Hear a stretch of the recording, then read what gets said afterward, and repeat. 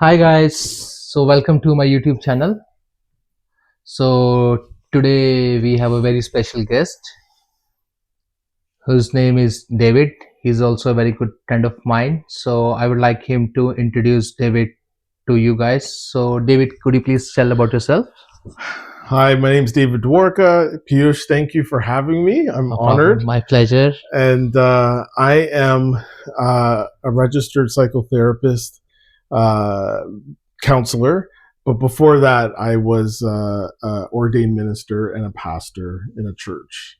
Oh, And I've always loved working with people. All my professional life, I've never wanted to do anything but work with people and specifically supporting people, whether it was from a faith perspective, but now later on from a mental health perspective. wow. So tell me, David, what inspired you to come to this journey? Because it's a Yeah. very big, very beautiful path you choose. Yes, beautiful is a great word because it has been beautiful. I would say it all begins with a sense of calling from an early age to be a minister. I grew up in a home where my parents were volunteer ministers, and Wow. so we were encouraged to serve and to care for people as much as possible. And so all my schooling centered around pastoring and such. But while I was pastoring, I decided to go back to school to upgrade my education. Wow. I wasn't sure about what exact path I was going to take, but I just wanted more.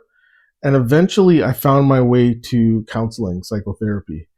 And so I did another degree in that field while I was working as a pastor. Wow. So, like you said, minister. If people doesn't know who is minister and what minister responsibility, so could you just Of tell course. me? Yeah. So a pastor in a Christian church is responsible for providing spiritual guidance and direction and spiritual care for the congregation members. Okay. We teach from the Holy Bible. We help with people taking part in different traditions of the faith, like preparing people to be baptized. Okay. An ordained minister also can legally marry a couple, Wow. as well as perform funerals. But really, the crux of what we do as ministers is caring for people. The word pastor comes from the Hebrew word for shepherd. And Okay. so caring for people, shepherding people as they live life and supporting them. Wow. So that makes you to comes to that journey which you are currently, right? So that was the beginning. Yes. And Piyush, Interesting. I should say that there's two prongs to the journey to caring for people in their mental health. One is my own personal journey, in which when I was like 18, 19, I was dealing with my own mental health challenges. I was really suffering with depression. Some people, they might have depression because of a chemical imbalance. Sometimes they might be depressed because there is something serious going on in their life, or a job loss, or a family member's ill. My situation was, I really thought lowly of myself. I did not have a high opinion of myself. I compared myself to others, and my thinking patterns were really negative, which led to low self-esteem, which then fed into the depression. And so I sought out counseling support for this because it was really messing with my life. There was no peace. There was no sense of self-worth. And so I started seeing a counselor while I was in college. And that sort of put me on this path where I received a lot of help. And so later on in life, I thought, I want to integrate this into what I do as a minister. That's a very good thing. And you just started, like, some people, they have some kind of chemical imbalance or something like this. So how people will know, like, it's like now you are psychotherapist. Yes. So now how people will identify the cause, like what are the challenges? Like if you met somebody and they will came to you with the problem and say, hey David, like I'm having this kind of issue. So how you are able to diagnose like what kind of problem they are So, going through? we as psychotherapists, we do not have the authority to diagnose, but Okay. we can, what's the word? Test people in terms of understanding their symptoms. And from understanding their symptoms, we can come away and say, you're presenting as severely anxious, severely depressed, possibly. And so the next step is usually getting them to their family doctors, who then take them through their own type of diagnosis process. Oh, nice. And then the family doctors can prescribe medication. Now, I should say there are some people that feel really leery about mental health medication. And that's including me. At first, when I was offered the opportunity for medication, I balked at it because I thought, I'm a person of faith. I should trust God to help me. But my counselor at the time, who was also a person of faith, said, David, right now in our work together, you are so low that I don't think what we're trying to accomplish in counseling is working. Would you consider taking a medication that could help just lift your perspective a little bit? And so I reluctantly agreed. And the best combination with medication is always counseling, is always psychotherapy. Some people, and I've come across them in my work, where they noticed that they might have been feeling anxious or stressed or depressed. Their doctor would prescribe them something, but nothing would really change. It's because we're not addressing the mental health aspect. You can address the physiological stuff, but if you're not addressing your thinking patterns and your habits and stuff like that, it won't work. So in tandem, medication and psychotherapy, best combination.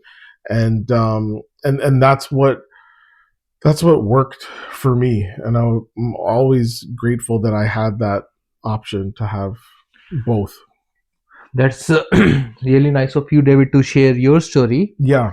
So my next question is, so for example, if somebody is feeling any anxiety or having depression, Yeah.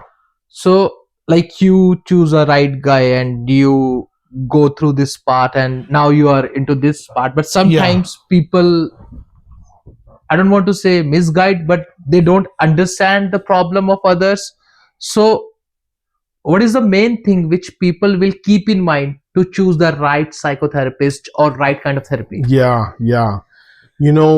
Now that mental health has become so destigmatized, right? We're talking about it more. Maybe you'll even hear in pop culture, so and so has a therapist. Yeah. Now, when you go looking for a therapist or a counselor, usually they will give their bio and they'll tell you, this is what I focus in on. And really, a therapist is trying to advertise themselves, sell themselves on you. And so they try to give you a picture of who they are, how they work, and what their sort of specializations are. So for example, for myself, because I have firsthand experience with depression, I advertise to folks as being able to understand what it's like to be in that place. And then I have specific training that really addresses both depression and anxiety because of cognitive behavioral therapy. That is the number one therapy that has been proven to help people manage and move forward in a productive way with depression and anxiety symptoms. So a therapist will advertise that on their profiles, right? And they'll say, this is what I specifically do and what I work with. And then the other aspect that you're mentioning, like knowing the right person and having the right feel. Yeah. There's a term we use called therapeutic relationship. It's the cornerstone of every counselor's work. If you can't connect with your client and ensure that they are feeling safe and heard, you can't do the work. You can't be effective. And so most therapists offer a free 15-minute phone call where they get to share a little bit about their approach and hear from the client about what they're looking for. And I find in that 15-minute phone call, people can get a feel for me, right? And they can feel like, okay, maybe I can move forward with this guy. And I always tell people, shop around, talk to a few people, and then the other thing I also encourage people, I say, if our first session doesn't go well and you think, this is not the right fit, I'm not going to be offended. I need you to keep looking and pursuing, because Piyush, it took me 2 tries. On the third, I found the right fit for a counselor.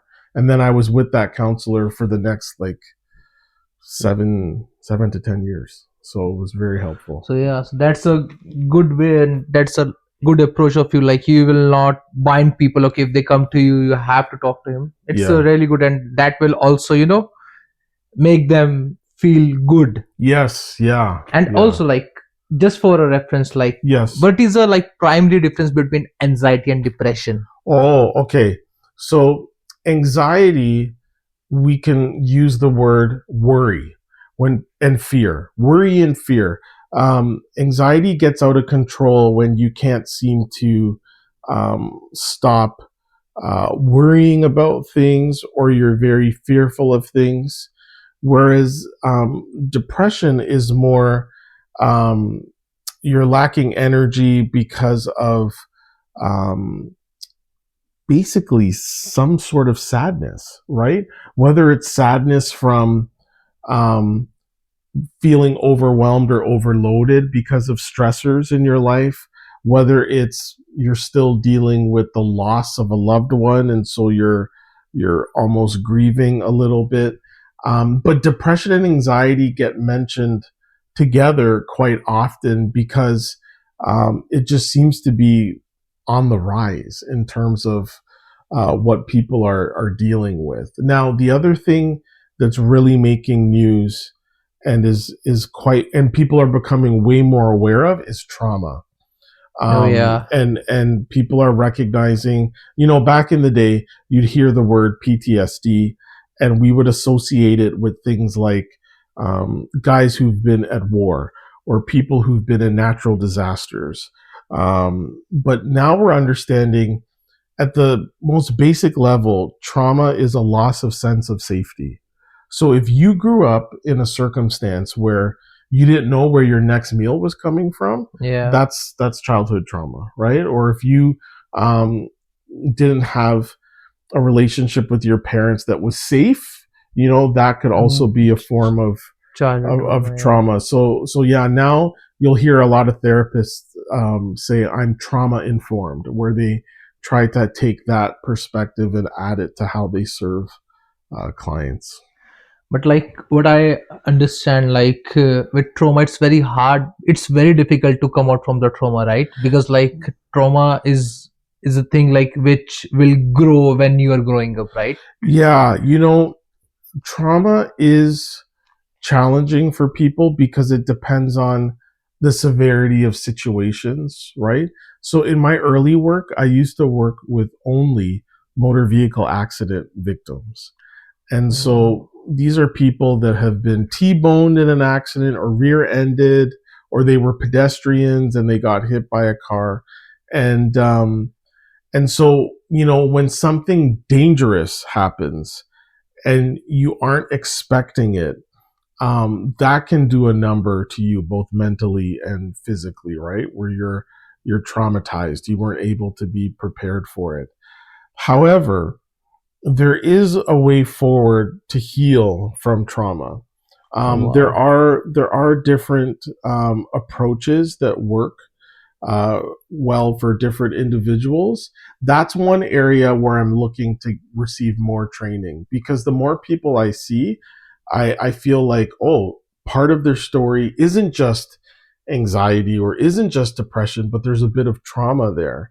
And so I haven't become as well versed in how to support individuals there as I have with anxiety and depression, because a lot of my early clients were either always coming to me with a diagnosis of anxiety or depression. So I really focused in on that. But, just thinking about people healing from trauma, when you think of how individuals, how we can adapt to situations, that's what gives me hope for traumatized individuals, that they can heal, right?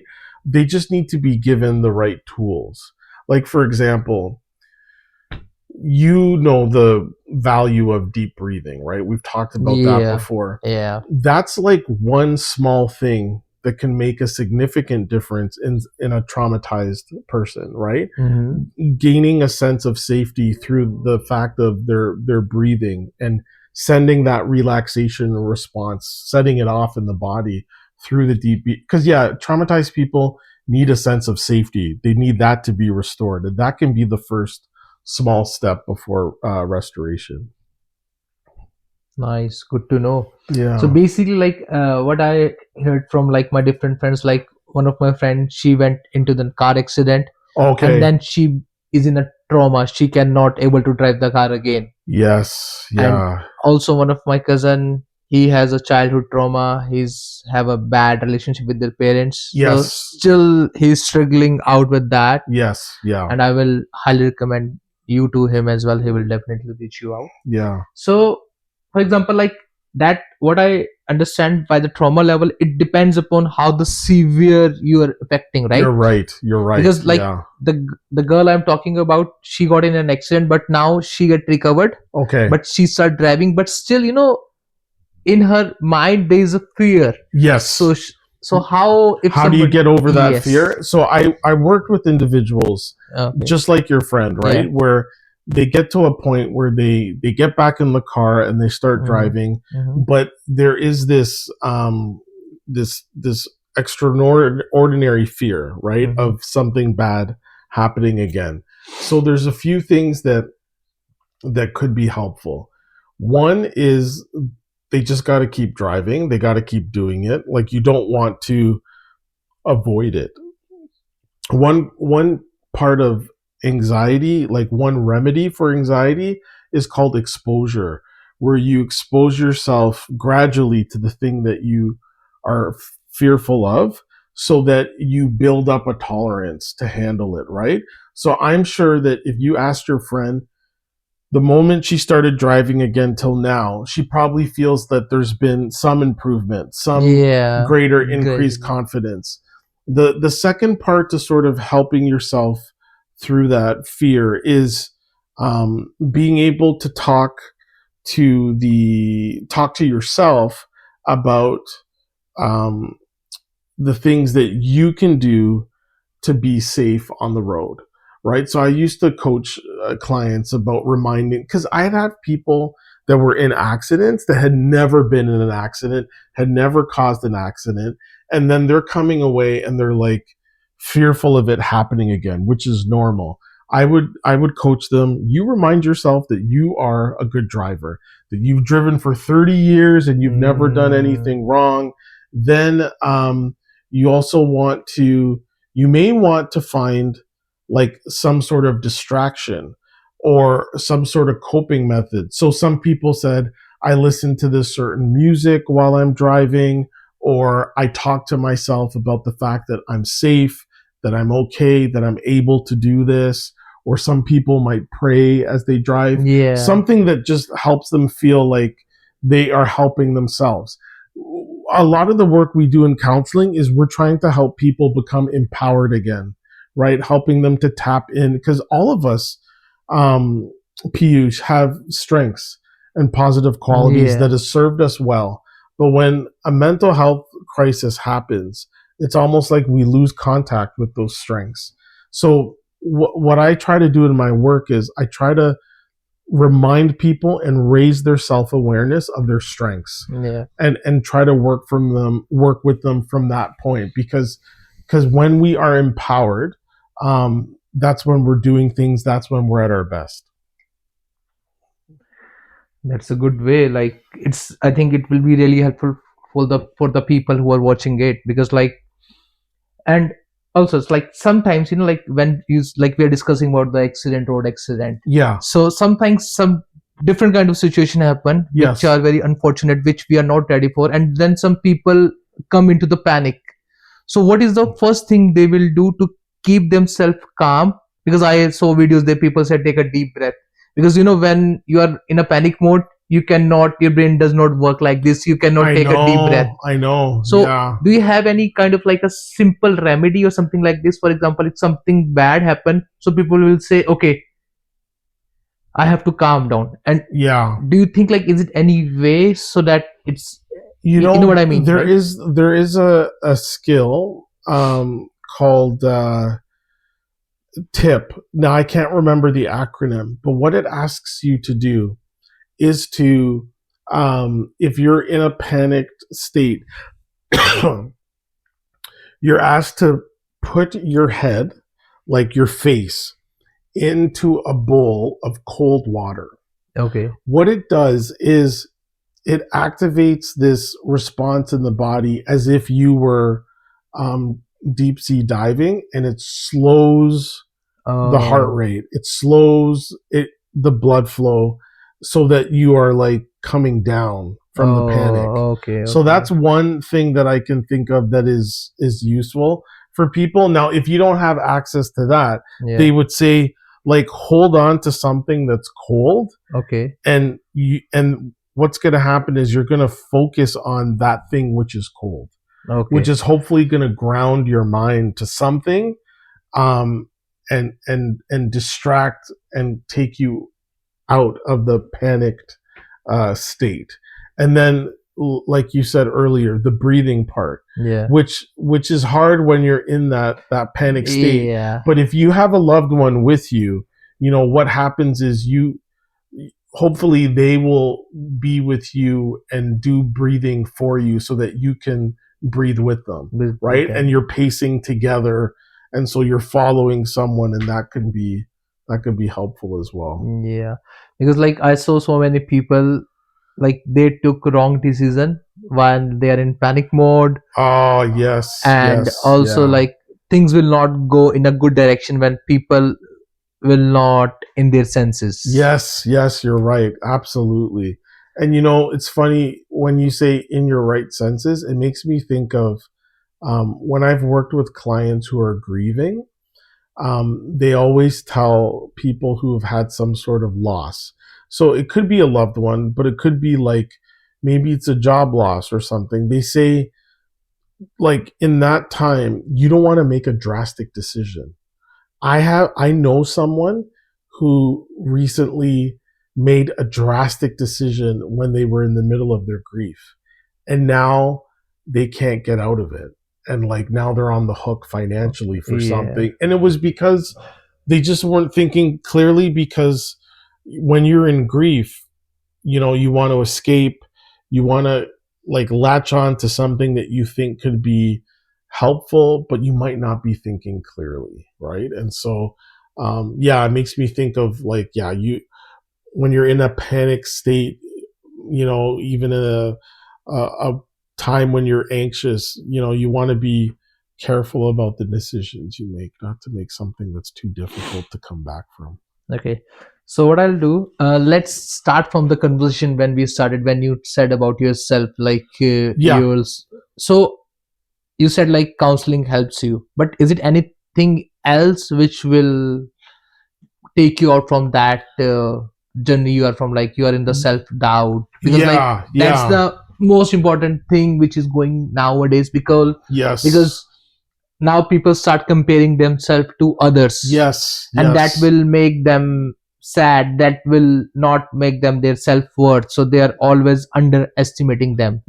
So if you have any kind of like example or something, so that will a key feature of cognitive behavioral therapy, which was helpful to me, is contesting and confronting negative thoughts. Our minds are moving a mile a minute all the time, and there's this understanding that sometimes we have automatic thoughts that just come just like that, and we don't even think about it. So when I was in my teenage years, I didn't know it back then, but I know it now. I had an automatic thought that I'm not smart enough. And so when I was in pressure situations at school, I would I would like default go to that thought that, okay, I'm not smart enough. That's why I can't do well on this test. I'm not smart enough. That's why I can't, reach a certain grade. When I got to therapy, I realized that CBT has discovered about 10 common thinking distortions, unhelpful thinking patterns that all of us sometimes at one point or another might be thinking. When you can recognize them, so for example, one of the cognitive distortions that I remember being an issue for me is disqualifying the positive. Piyush, I would have good things happen to me all the time. Yeah. Like teachers and professors speaking well of me, having opportunities to do leadership in different places. But I would disqualify these good things that would happen to me. And I would think like, it's not good enough. And so I wasn't basing my thinking on the evidence of my lived experience, but on this thought distortion in my mind. So CBT says you have to confront these and you have to recognize that a distortion is at play, but you have to now adopt a new thought for your mindset that is based on what's true and is supportive of you. And so CBT believes that the way you think affects your emotions, which then is going to impact your behavior, right? So we're hoping that if we can get folks thinking in positive ways, aligned with, their true lived experience, that it will lead to better feelings and better behaviors. So you want to confront your negative thinking. You want to look for, is there evidence for what I'm thinking, or is this just a distortion? And the problem is some of us were not maybe exposed to environments that were encouraging us to think highly of ourselves. Maybe we were in a highly competitive home where the parents really wanted excellence out of us. And so maybe it was never good enough, right? And so you get stuck in that type of thinking when meanwhile you're an A+ student and you excel well, but you think it's not good enough. So basically like the benchmarks they're setting in your mind is a problem, right? Yeah. So I think what I understand, you just think of yourself, what is your achievements, right? And what you are doing better from others. If you are suffering from any negative thoughts, do you think it's the right approach as well? I think you want to think about your accomplishments, and then in addition to that, you want to think about your positive qualities and the fact that there are people in your life that are drawn to you because you offer something to them, whether it's compassion, friendship, care, concern, that there's something in you that's so worthwhile, right? And that's the easiest thing for us to become disconnected from when we're dealing with a mental health issue. That goes out the window, and all we see is that we're not, functioning the way we should, and we feel like something's wrong with us. But I always tell my clients, there's more to you than just the issue you're dealing with, right? And we want people to connect again to their positive qualities and their strengths. Because even though with me and with so many people, like if everything is going smooth, they don't have any negative thoughts. Yes. But if something unexpected, even anything like it happened, then people start self-doubting themselves. Yes. Yeah. So it's a stress response. Yeah. So it's very common nowadays, because if we are talking about the job market, currently job market is very bad, right? In Canada, you know that, right? Yes. So like so many people, if they lost jobs, so they'll think, okay, I'm working in this company for since that time and I'm not performing that well. The reason they ask me to leave, or is this because of recession? And because of these things, so the people came into the thought chain. So and when you are come into the thought chain, it's very difficult for you to come out. Yes. So do you recommend, like, when something started into the beginning, they will just stop it and take some necessary action? Or is it another way, if somebody is already into that web, the spider web, so they can came out from that the channel of negative thoughts or bad thoughts. So if I'm hearing you correctly, you're asking, how do we get someone out when they get themselves stuck in that mode? Into that one, or if somebody just like it's just the beginning of some bad thing happen, and then he's just the beginning level, because like I don't like how many people are watching it and how many people will watch. Some people already into that part, but some people are not yet, but might be in the future. So is it a same approach, or is it a different approach? Or I think when you're dealing with that kind of adversity that you're talking about, you want to, this is a huge thing. I didn't even think about talking about this, but you need to have some self-compassion for yourself, some self-kindness. When things go bad, we tend to be hard on ourselves. But if we saw a friend or a loved one going through a hard situation, we would come around them, try to support them, encourage them, because we would feel, pain on their behalf, right? And so self-compassion is so crucial, especially when you go through something as devastating as a job loss, right? The first thing you want to point to is, it's me. I've done something wrong, right? But so self-compassion asks you to practice self-kindness. It asks you to stop the self-judgment, because we can become so upset with ourselves and judging with ourselves. It asks us to stop that and instead be kind.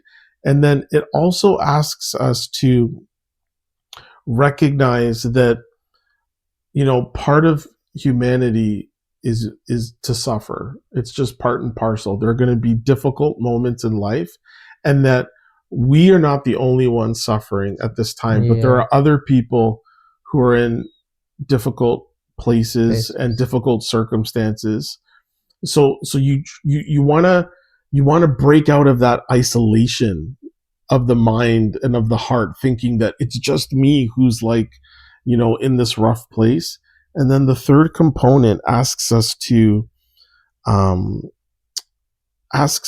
almost speak to our inner person about, what is it that I need right now from myself to get through this? Maybe it's patience. May I give myself the patience to get through this difficult moment? May I give myself, may I have some hope for the future? But you're almost speaking to your inner person in gentle, supportive ways that normally we wouldn't, because we're just trying to get ourselves back up and going. And there's a lot of, I can't think of the right word, man. There's this presupposition that in order to get going, you need to be hard on yourself. Like you need to be like a soldier and pull yourself up and stuff like that. But really, beating someone when they're down is not helping them. And so we need to raise ourselves up. Self-encourage. Self-compassion and encouraging yourself is key. It's very good to know those things. People basically, like, I think if people will just follow those steps which you are saying, so they will feel like much better in their regular lives, because nowadays I think people need more kind of information like which you're providing, because like it's, and also I think you're also spreading awareness, self-awareness as well, and you're promoting, and is really good. So do you have any kind of like any example of it, any client, like I don't want you to name that, anything like which you will help them, so that if somebody is watching it and if they are facing from the same problem, so they might listen to you, and maybe, and at the end of the video I will let you know how you can contact David. Why I will share his email ID as well as his contact number as well as his website, so you can call him and ask him any questions, and you have an idea how he is. So for now, you don't need a 15 minutes call. I worked with a client who sought me out because they were going to eventually need a kidney transplant. And so he wanted to be able to keep his emotional health in a good place while he was dealing with this very stressful circumstance. I introduced him to a particular therapy called acceptance and commitment therapy. This therapy is helpful for people who are finding themselves in life transitions or dealing with like chronic pain issues. And the ACT, I'll call it for short, acceptance and commitment therapy, says that all of us at some point in time are going to experience suffering. Now, what we want to do is not allow the suffering to derail us from the kind of life that we want to live. And understanding the kind of life we do want to live requires us to examine our values. Now, when we hear the word values, people might immediately jump to moral values, but that's not what it's asking for. It's asking for what are the things that are most important to you in your life? The things that energize you, the things that give you a sense of meaning. We want you to understand clearly what those things are, and then we want you to commit to making those things a priority in your life and making space for them. At the same time, the acceptance piece is asking for us to not psychologically struggle with our difficult circumstance, but open up and make space for the fact that, okay, this is a part of my life. I'm going to accept that this is a part of my life, but I'm going to direct my energies towards my values and what matters. So this client, he's got 3 kids and they're teenagers. They're highly active in sports. He said to me, I don't want to allow this disease to be a drag on me while my kids are living their lives. I want to be a present dad. I want to be supportive. I want to be driving them to their games and helping coach the stuff. And meanwhile, as his kidney is failing and he's being prepared for a transplant, he's feeling all the terrible physical effects, right? The tiredness, not having the energy. And he's a fit guy, athletic guy. So he's used to being, feeling okay. And so my work with him, we identified what his values were. We talked about,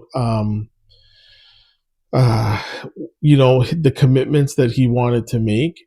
And then what we would do in our sessions together is talk about how are you moving towards your values? What are the things that are leading you towards the things that you want to do? And so it was my honor to work with this individual and see that in spite of this huge challenge of this chronic condition, he was still able to engage in the things that meaningfully matter to him because he was committing to those values. Now, ACT says that there are 6 different components to psychological flexibility. That's what they're asking. That's what they're offering you. That even though you might have something that's really difficult in your life, you will have the psychological flexibility to not be thrown off course of where you want to go. And so we talk about acceptance, being present, present moment awareness. There's even this really great intervention called cognitive diffusion, which says sometimes we can get caught up in thinking that is like really difficult. And sometimes we need to create space between us and our difficult thoughts. And so thought diffusion or cognitive diffusion says, our minds will always be thinking things. But when you boil down your thoughts, they're nothing more than words and pictures. So with that in mind, how much worth are you going to ascribe to these words and thoughts if they're unhelpful? We just want to sort of let them go, right? And so part of ACT is mindfulness, right? Like just being able to let go of things that are unhelpful and stay in the present moment. But Piyush, it was amazing to just see this guy come through this really hard thing for a year and being able to provide him with the support. So here's the other thing about counseling that is awesome.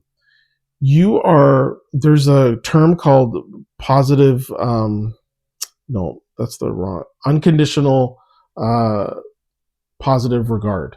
It means that in the counseling relationship, I'm for you. I'm cheering you on. There is no judgment, and like I want to support you as best as possible. Where can you get that, right? You can't always get that in your family relationships or your Yeah. friendships, but in a counseling relationship, the support that someone feels can really empower them to tackle the challenges that they're facing and come out on the other end better. And so I feel like many times this client would say to me, like I would tell him, listen, you're doing the work, right? Like your work is paying off because you're seeing the benefits. But then he would tell me, like having this space to talk and discuss and to be real has been so Yeah. helpful to me. So that's the one thing I love about counseling, right? People can come and they can feel 110% completely supported, not judged, and they can, we journey with them to help them get to a better place. That's a very beautiful thing you just said. So basically, you are creating the very safe environment for the people.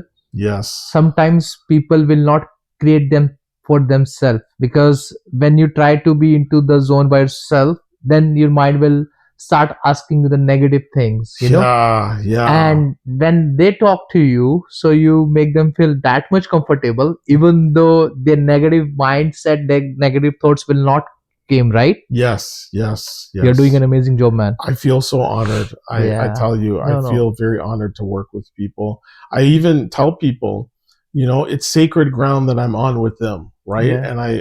And because I was a client, right?